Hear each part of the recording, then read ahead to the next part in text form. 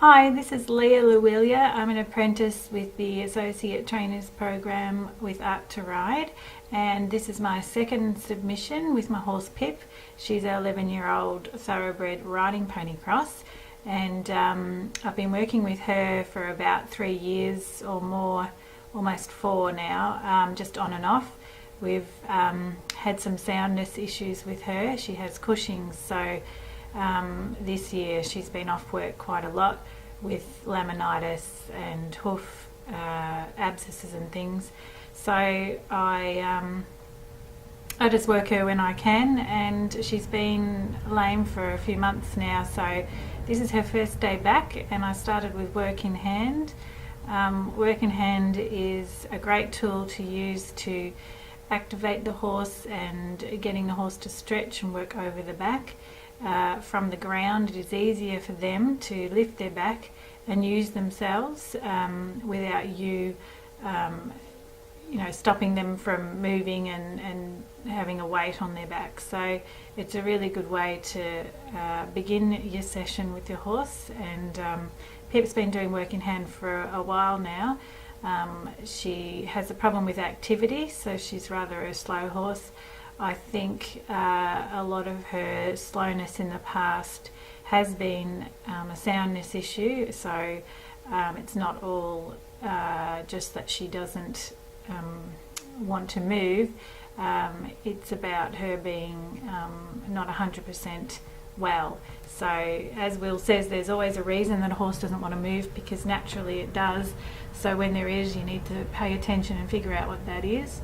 So I think I've come to train my eye to see how she moves by watching her, and I can see by taping my sessions regularly that when she is, I can see now when she is unsound, and it could be just a slight thing, but she's just more laboured and more on the forehand than usual.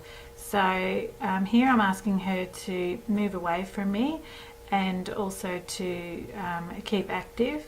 She wants to push into me here. I'm asking her for a bit of a yield over, which she doesn't want to do. I think I possibly asked for a little bit too much in this first session back. She does know how to leg yield under saddle, but I think today it was more of a strength issue, and so I didn't press the point. With classical training, foundation training, the important thing is to take it step by step, and to get those steps correct before you move forward to the next. So I think watching this, I really need to work on my position and also Pip's activity, and just getting her to stretch and be more active. Being more active is important, otherwise they're really not using their muscles. So to get a horse forward, we need activity. The difference there is forward means to engage forward under the body and not to run faster, and we need activity to get there. To get the horse working over the back, the hind legs need to come under the body, so then the back pushes up and the neck stretches out, and they're engaging their whole top line then. This way of training is the best way to train the back muscles and all the correct muscles. When a horse is working hollow and upside down, they're using all the wrong muscles and therefore building all the muscles underneath rather than on top. So getting them to use their back benefits them greatly by saving all their joints and all the concussion of weight on their joints. It gives them shock absorbers, and they're able to be balanced and move around freely. So here Pip's starting to stretch down. She tends to slow up when she stretches down, so when the horse does that, you just need to urge them on a little bit more. At the beginning, it's best to just let them stretch and get the idea that that's what you want, but then after they've established that, you can urge them on a little bit when they're in the stretch. So that's what I'm doing here. I'm keeping contact with the inside and outside rein, so to imitate the reins when I would be riding. so she has something to reach into. She's a little bit busy with the mouth, but nothing that she's not relaxing in it. It's this bit I've only used a couple of times, so I think she's still getting used to it, but she seems to work well with it, so I'm going with it for now. I'm just trying to keep my contact there in my outside rein, which is often hard to do consistently, and I'm trying to keep her a consistent rhythm. So the important thing is that your horse is relaxed throughout the work. When they are tense, it's really not the right kind of work for them. They can't build muscle the same way, and you basically don't get a horse working over its back correctly if it is tense. So we're trying to loosen up muscles and get them moving freely. You can see that with their stride. When they start to loosen up, their stride opens up bigger and they're covering more ground. Doesn't mean that they're moving faster, it just means that the step's getting bigger. And if you watch the hind legs, you'll see that when she stretches down, there's a bigger step and a freer step at the back. Otherwise it's more of a short choppy step. So I'm just asking her to go out on the circle to yield her hindquarters out, so to activate her lifting her back. So I'm not doing a lot of work in hand at this stage. I just do a little bit. She gets tired quickly, so I want to maintain good work while I can and keep that quality in the work rather than just have really long tiring sessions. So you need to be aware of when your horse does get tired, and empathy for the horse is really important when training. So we learn to read them and understand what we need to ask, and when we're asking too much, to pull back a little bit. So they are it is hard for them, the work, and we must remember, like when we work out, it is quite a strain, so you don't want to push them too much. I give Pip a day off in between work, and I find that works best for her with her fitness level. As their strength and fitness builds, therefore you can do more, and it's just building up with those steps of training. So I'm still just asking her to keep moving. She's just a little slow here. It needs to be a little bit more active really to get that optimal tempo. So I think here is when we go to the lunging. I'm not doing riding at the moment as I don't have a saddle, so it makes it a little hard, but I am saving up for a Peter Horobin saddle, and that may take some time, but I would rather have him fit the saddle and do it right rather than go through anyone else or get another saddle. So I'm lucky that they are in not far from me, so well, a couple of hours, so it's good. I can get one of those without too much trouble. So I'm just asking her to walk on a bit more actively here. She's just a bit slow. And I'm just flicking her with the whip just where her hindquarters are, down that fleshy bit of the leg, and when I ask her to move out, I then tap her where my leg would be when riding. So it's the same thing with the work in hand. We're just teaching them the same things we would want them to know when we're riding. So staying consistent with them is easy for the horse, and they can learn the simple aids that way, and it's much easier to build on your work and then get up and ride and then have your horse know exactly what you expect of them, and it's just less stressful for them too. So Pip's just a little bit too slow here. She tends to just dawdle along, which is not the best. She does cough always at the beginning of her work, and I allow for that. I don't push her on when she's coughing, so I think she does that in a minute when I start trotting. So but here we just need a bit more activity. It's funny when you see the video it always looks so much slower than when you're doing it, but yes, that is again too slow. I chose to film my first session back. I wasn't sure that I was going to get this submission in at all in time because she's been lame, but I chose to film the first one back because she has more energy always after a rest. So that's when she just coughs, so I let her come back to a walk, and she does stretch nicely in the trot, and she's quite established in the stretch. She knows what to do. She's been doing it for a long time. It's just getting that activity and fine-tuning everything now. I'm holding the lunge line like I would when I'm riding, and with it in my other hand as well. I thought I would try this way as I've seen everyone do it, and it felt really comfortable actually, and it helped me keep the contact. So maintaining the contact all the time is important. So you're communicating with the horse as you go, and you're able to guide them, and it just helps with the getting their energy going, and also getting them active. So I'm just asking you to move a little bit more actively, constantly. I don't want to always be nagging at her though, so I just pick and choose when I do it. I can see when her head comes up, I just give her a little tap. She knows to keep moving forward, and to stretch, go back into the stretch. So that's how I taught her in the beginning. I just let her stretch. I didn't use a shambone or anything. I just waited for her to stretch, and all horses enjoy stretching because it feels good.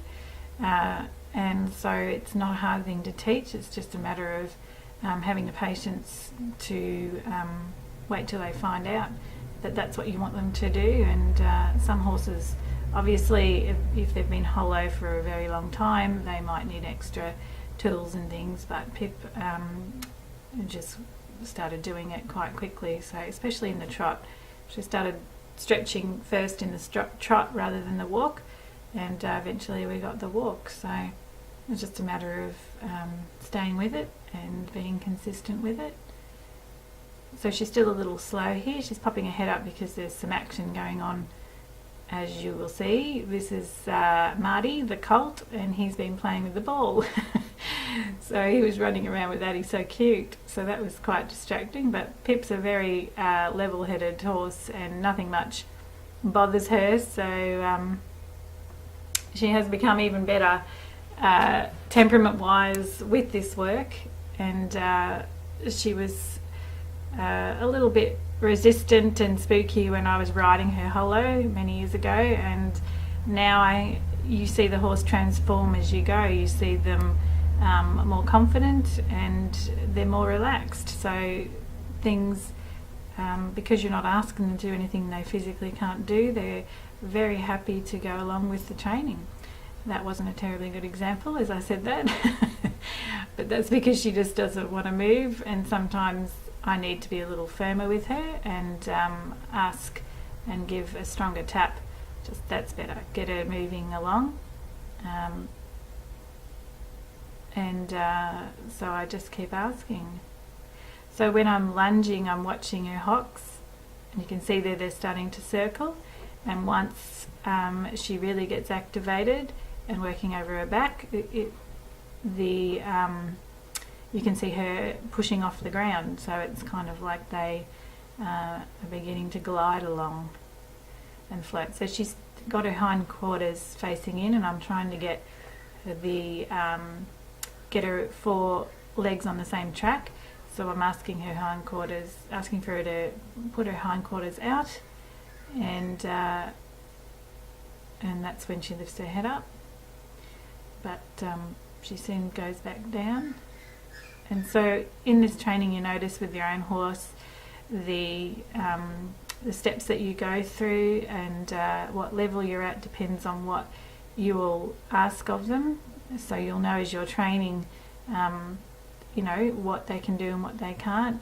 Pip's happy to do a circle this big now, whereas before I used to walk with her on a bigger circle.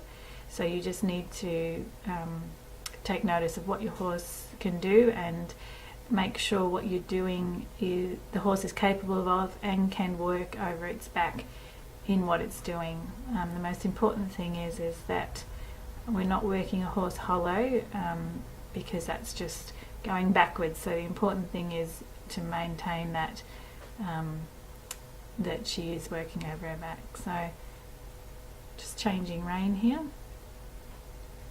She starts off really slow here again, so I've just got to keep asking her to move on. The very beginning I'm not asking as much, I'll start about now. I just think she still needs to get used to this way, and I don't over push her all the time, seeing as though she hasn't been well, but I think I probably could have given her a bit harder tap then. She's rather desensitized to the whip, so I need to give quite a strong tap and to get her moving.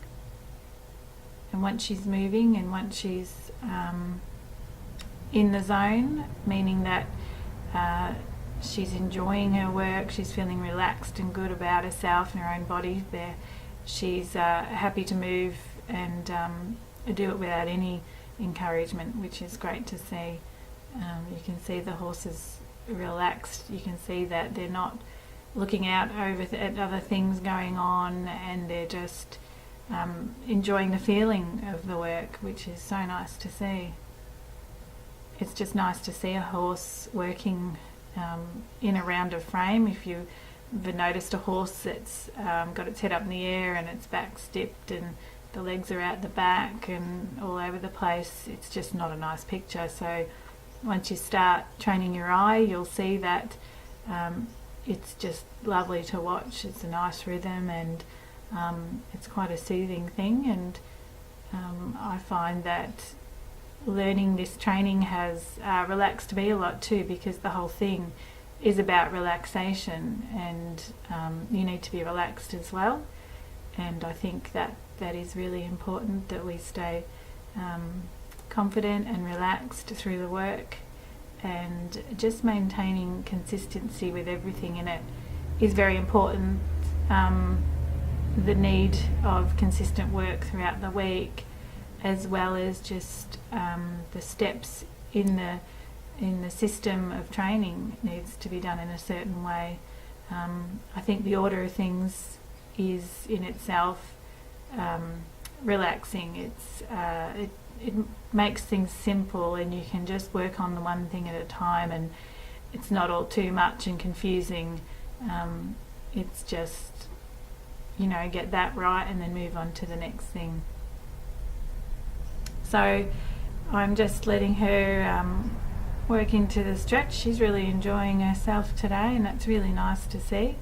She's far more active than she was in my last video. I really didn't like my last video. It didn't show Pip exactly how she was, and it is hard to do the voiceover, and there's always things at the end that you think, well, I could have said this and that. So I'm just trying to do my best and think of everything at the moment, so just so I can get this submission in. I didn't want to not do it, so I'm really happy that Pip's recovered quicker than I thought. So you can see she's maintaining quite a nice tempo, but she can do just a little bit bigger stride, so I know that she's still got more in her, and so I'm still asking.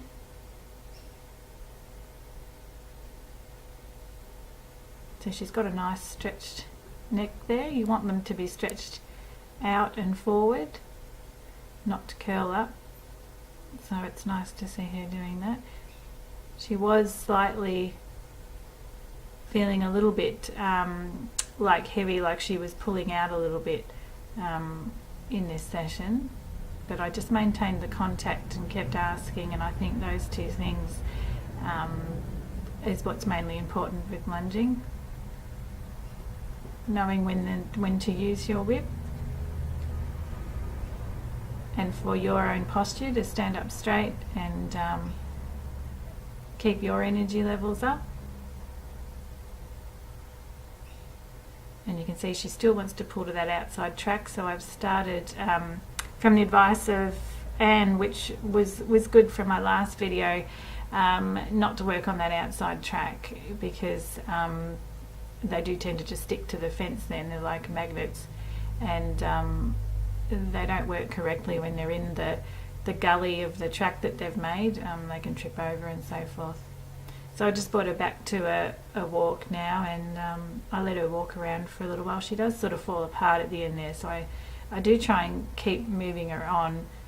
I'd like to see a bigger stride and more swinging over the back, and so she still is a little stiff, and she still has a way to go, but considering she hasn't really worked much at all this year, I think she's in a good place, and I was really happy with her session, and I was just happy that she's sound and happy to move, and yeah, we've got some great times ahead of us. We've got Karen's clinics coming up soon, and I'm disappointed that I can't ride, but still I'll take Pip and we'll have a good lesson anyway, and I'm really looking forward to hosting that and spending time with Karen. And then Will's back in March, so that's just fantastic. I've got some great things ahead, and I'm really looking forward to everyone's comments, and I will definitely take on board any advice, and